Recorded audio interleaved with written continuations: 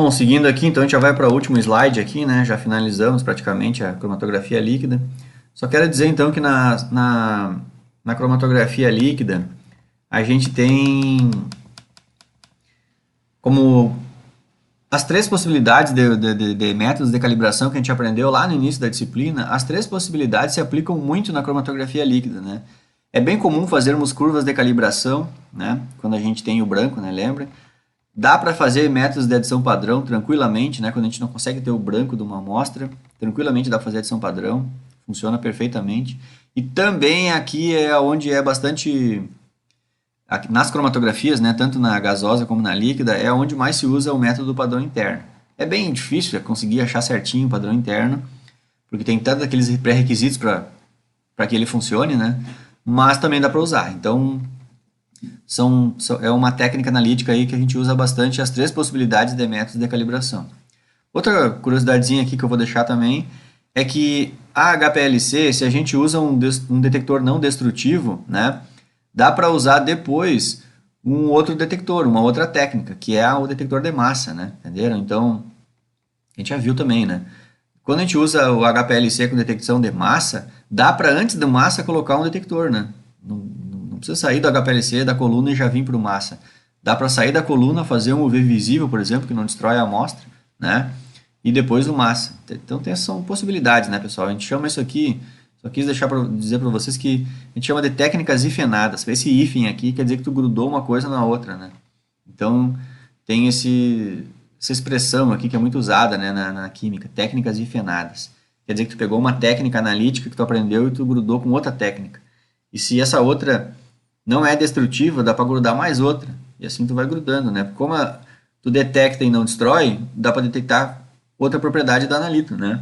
Entenderam? São possibilidades, né, que se abrem. A temperatura é uma variável bem importante nas cromatografias, né? Então ela é bastante pesquisada no HPLC. Eu até não, acho que não comentei isso, mas por exemplo, os HPLC que eu trabalhei, todos eles as colunas ficavam a temperatura ambiente, mas tem bastante HPLC, né, que se mantém tem uma, como é que eu vou chamar? Tem uma estufinha assim para manter a coluna HPLC. Um ambientezinho que ele mantém a uma temperatura constante. Porque é bem óbvio que aqueles equilíbrios que acontecem na coluna HPLC, para nós aqui que a gente é do Rio Grande do Sul, o inverno é uma friagem e no verão um calorão.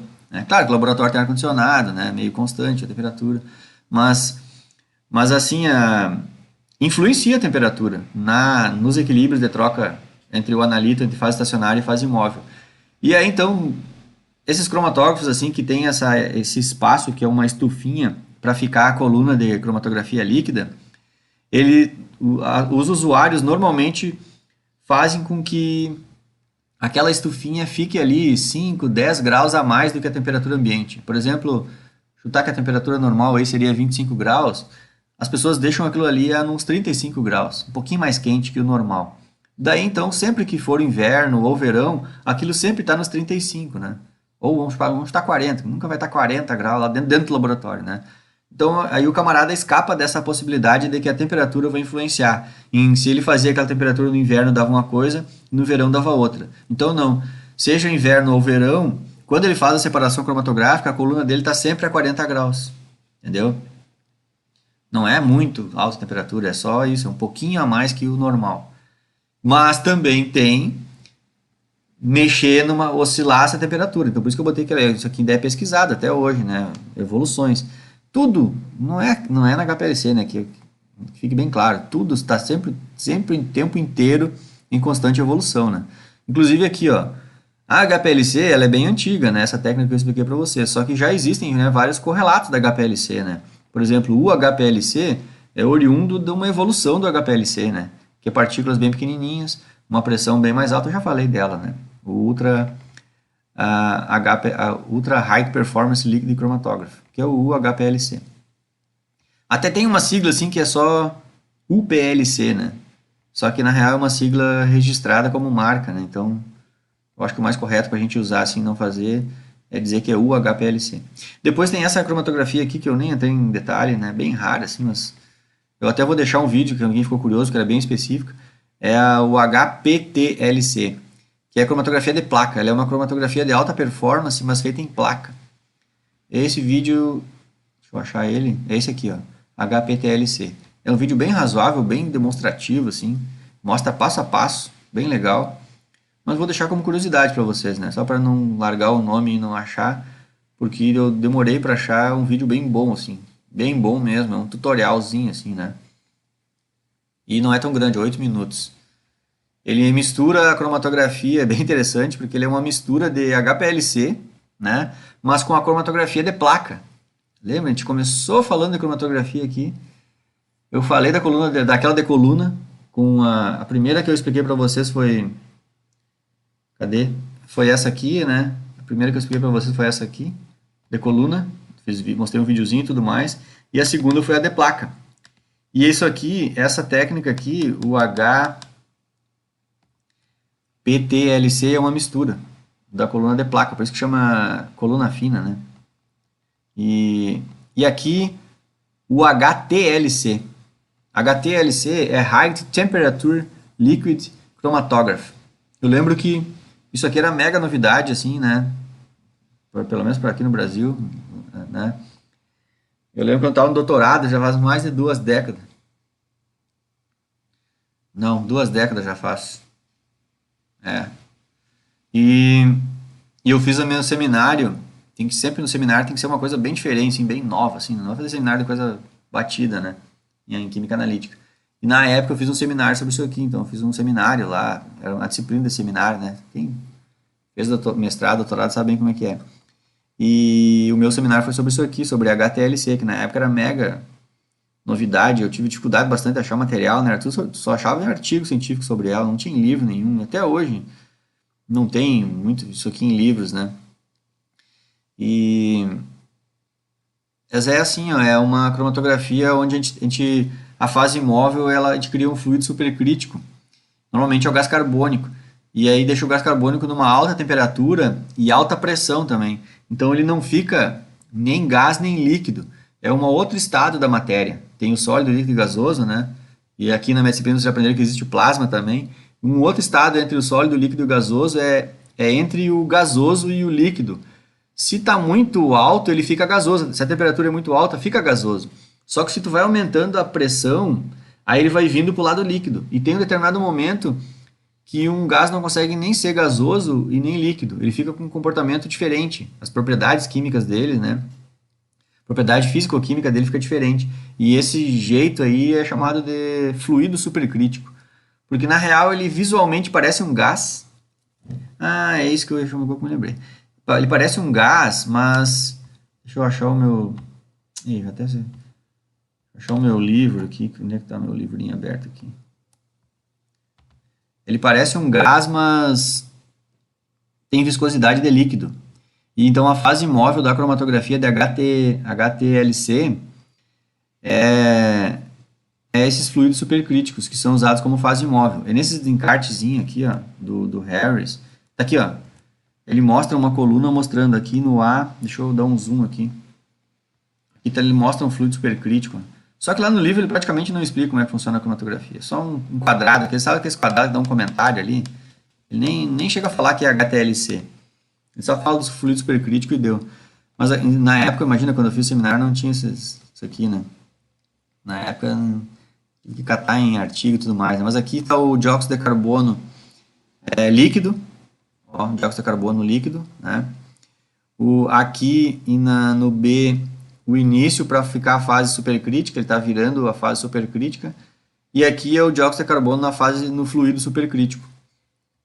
Aqui ele está líquido, bom, gasoso é gasoso, e perceba que parece que ele está gasoso, né? Só que isso aqui não é gasoso, é um fluido supercrítico. O fluido supercrítico, ele visualmente parece um gás, mas ele tem viscosidade de líquido, ele, tipo assim, ele molha mais as coisas, sabe? Ele tem viscosidade de líquido, mas é um gás. Então ele fica entre líquido e gás, é bem isso, é um outro estado da matéria. E essa cromatografia HTLC é isso.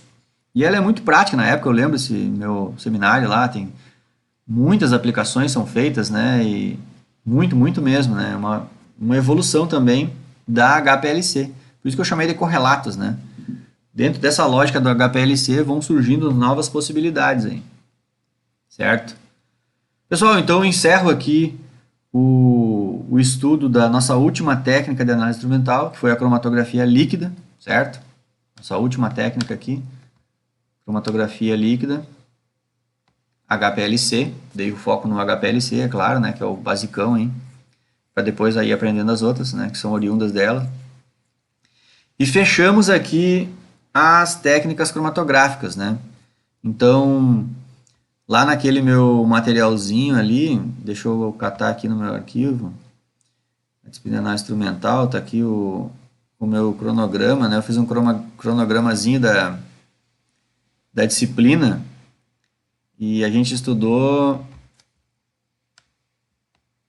lembra que você está aqui, né? A gente acabou de terminar essa parte então, né? A gente iniciou estudando os métodos de calibração, que é um primeiro bloco de vídeos aqui no canal do YouTube, né? A gente estudou todos os métodos de calibração. O segundo bloco de vídeos da disciplina, né? Aqui no canal do YouTube, são todas as técnicas espectrofotométricas.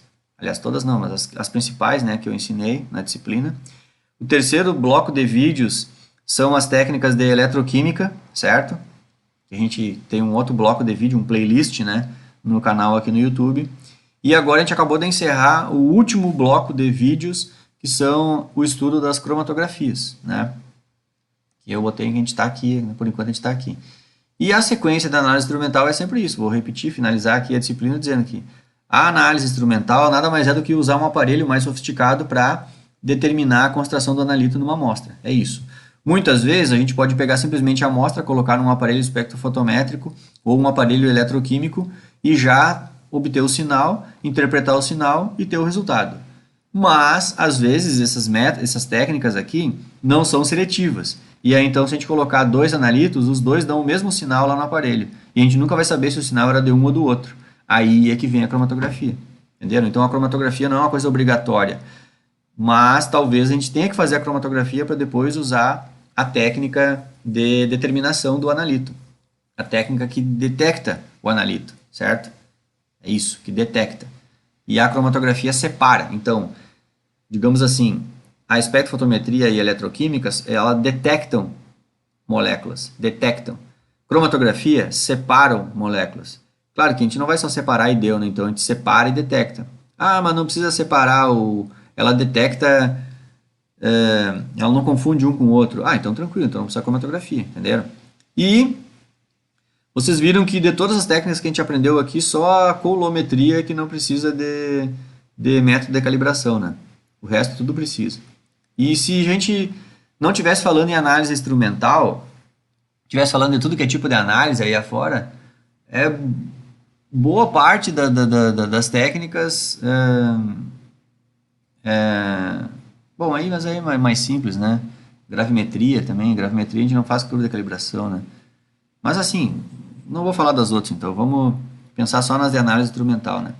Praticamente todas têm que usar os métodos de calibração após ter os resultados que os aparelhos nos dão, certo? Feito, pessoal? Então, finalizo aqui o estudo da cromatografia e também finalizo a disciplina de análise instrumental, certo? Então, bom estudo para vocês aí e as dúvidas a gente tira nos encontros aí da disciplina, certo?